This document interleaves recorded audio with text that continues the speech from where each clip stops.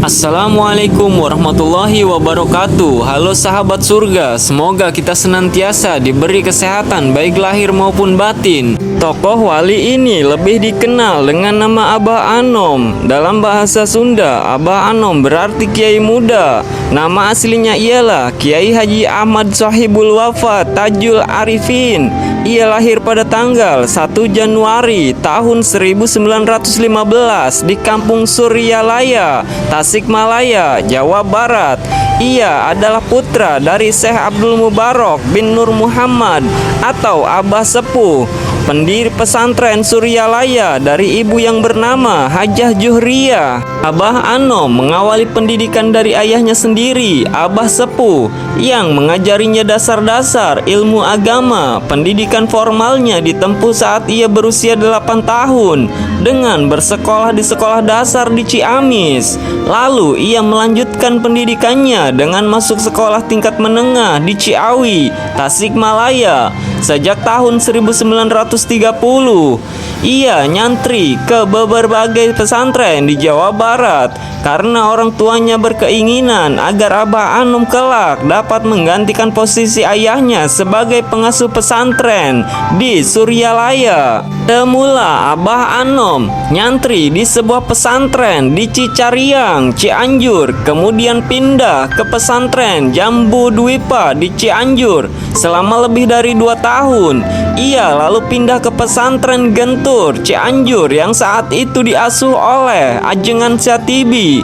2 tahun kemudian, tepatnya sejak tahun 1935 sampai dengan 1937, ia melanjutkan pendidikan di pesantren Cirengas, Cimelati, Sukabumi yang saat itu diasuh oleh Ajengan Aceng Mumu, seorang ahli hikmah dan ilmu silat.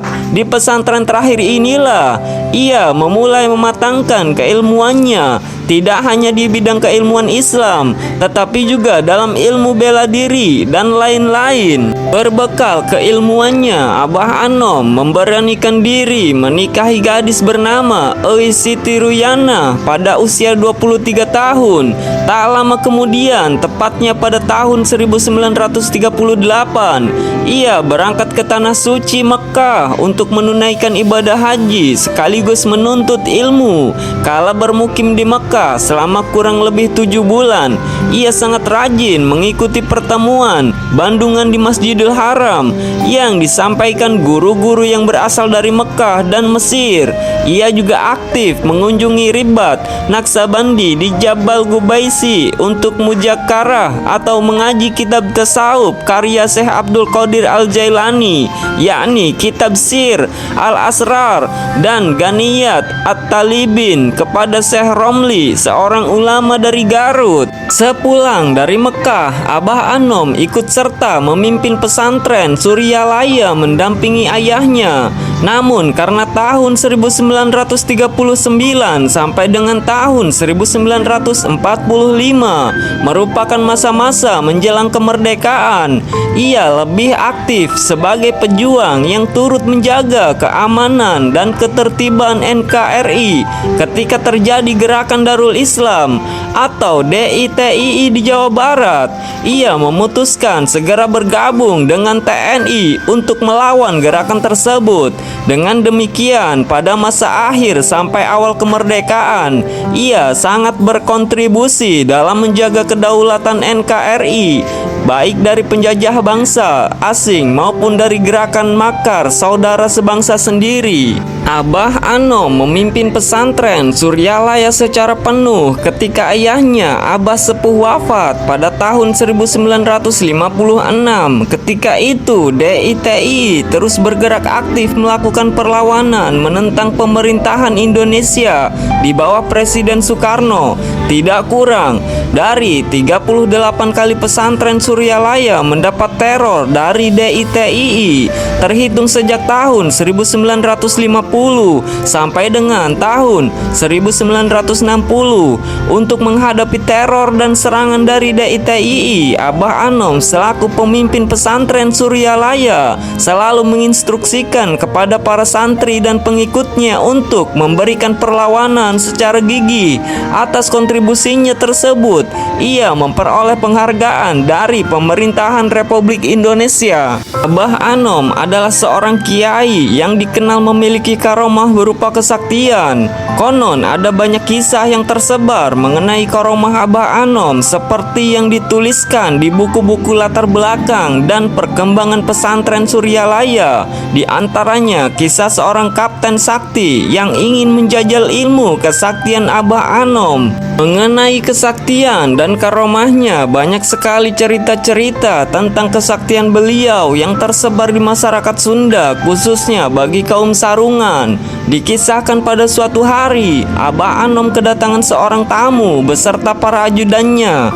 Tamu tersebut bukanlah orang biasa, melainkan seorang kapten yang dikenal dengan kehebatan dan kesaktiannya. Saat itu, sang kapten memang berniat untuk adu kehebatan dan kesaktian dengan Abah Anom, sebab dia telah mendengar kabar kesaktian Abah Anom dan tertantang untuk menandingi kesaktian sang Abah. Tatkala sudah berada di hadapan Abah Anom, kapten tersebut mengambil sebuah batu besar yang ada di kantongnya yang memang sudah dipersiapkan sebelumnya.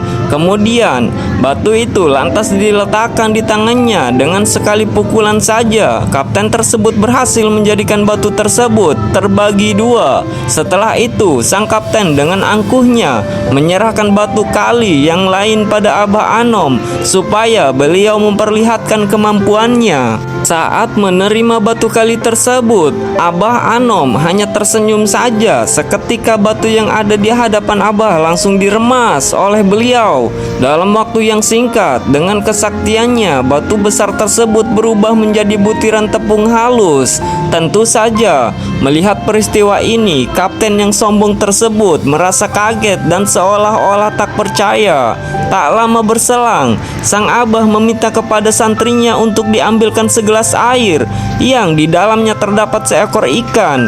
Kemudian gelas berisi ikan itu diberikan Abah kepada si kapten.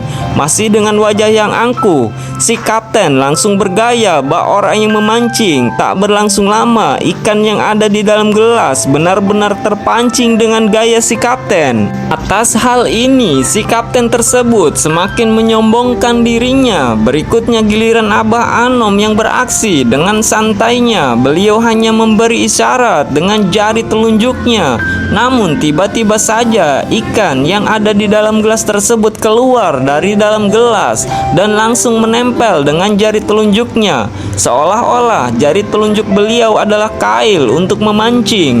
Setelah peristiwa ini, si kapten yang sombong tersebut merasa malu dan mengakui kekalahannya. Selain itu, kapten tersebut akhirnya bertaubat dan menjadi santri di pesantren milik Abah Anom. Sahabat surga, mungkin cukup itu penjelasan dan sejarah singkat karomah Abah Anom, ulama karismatik tanah Pasundan. Apabila ada kesalahan naskah dan tulisan atau ucapan, saya mohon maaf.